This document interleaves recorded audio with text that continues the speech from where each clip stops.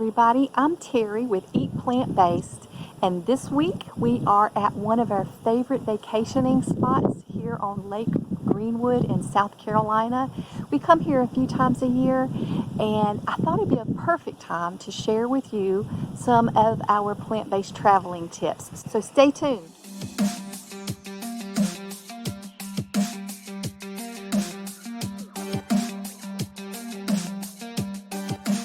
So I know people are always concerned about how they're going to travel and stay plant-based, but it really doesn't have to be that difficult. We come here to the lake about 3 times a year, as well as another location in Tennessee, and it comes down to basically making sure you stay somewhere that has a kitchen, and we pack really all of our food. That doesn't mean you have to stay in the kitchen the entire time. There are so many recipes that you can pre-prep to bring along with you, and as long as you've got a stove, or at least actually just a microwave and a refrigerator, you can do this. It's not that difficult. So come on in the kitchen and let me show you how we do it.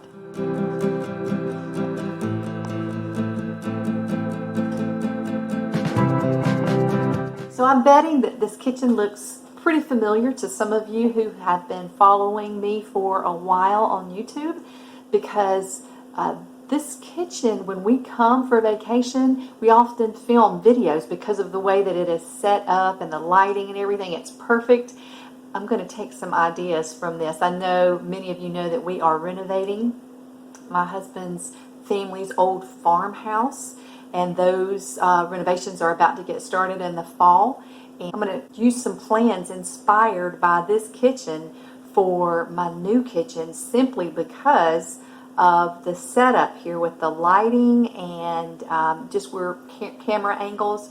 So, but yeah, this kitchen I'm very comfortable in now. I sometimes bring other equipment, like this week I'm bringing my Vitamix, but those things are heavy, and I don't normally bring a Vitamix on vacation with us. It's simply because I'm also planning to film a video on how to make hummus.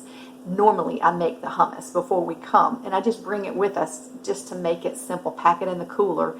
But this time I did bring the Vitamix, as you'll be able to see maybe right there.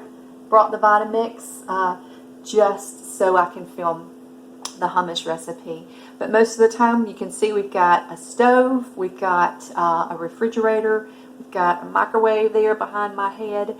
That's all that we need to make us comfortable for an entire week. I'm going to share my menu plan with you that maybe can give you some ideas of things to pack and just enjoy your time and still be able to eat a healthy plant-based diet while you are on vacation. So take a peek at some of these recipes that we make for breakfast, lunch, dinners, and snacks, and maybe they'll inspire you for your next trip too. So I'm going to put links to all of these recipes in the comment section below, so you'll be able to go to them and print them out if you want to.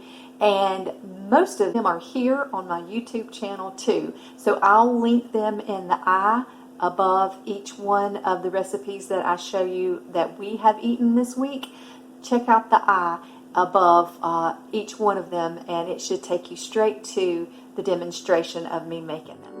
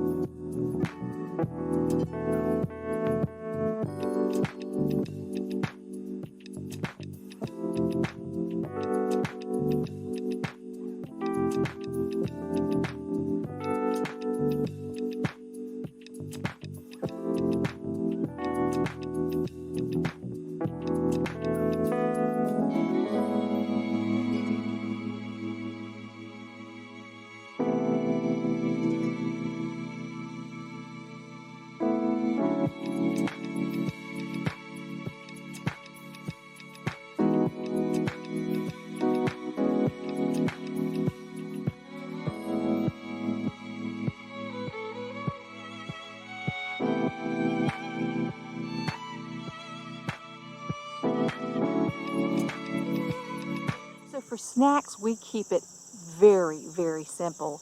The easiest snack is always going to be fruit, fresh fruit, apples, oranges, grapes, just things that travel very easy. So those are always our go-to, as well as I usually make hummus before we go on a trip, and make sure that we have lots of carrot sticks and celery sticks and cucumber slices and things like that. Mary's Gone Crackers is a terrific cracker that is completely oil-free that we often enjoy with hummus, and I'll leave a link to Mary's Gone Crackers below as well if you want to give those a try. But other than that, we keep popcorn on hand, what I call date nuts, which are just stuffed dates.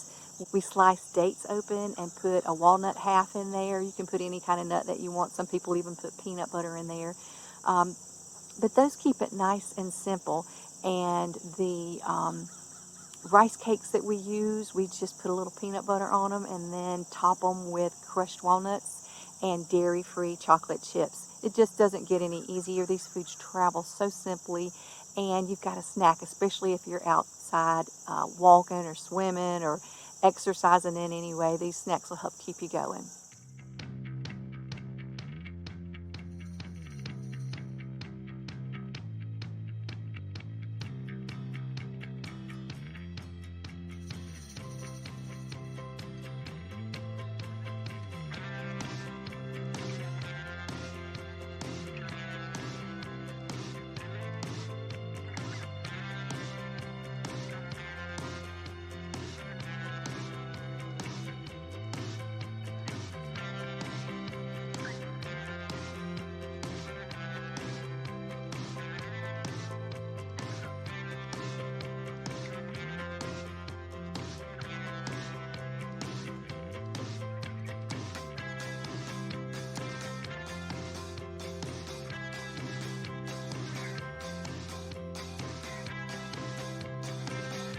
Okay, so that is how we do it.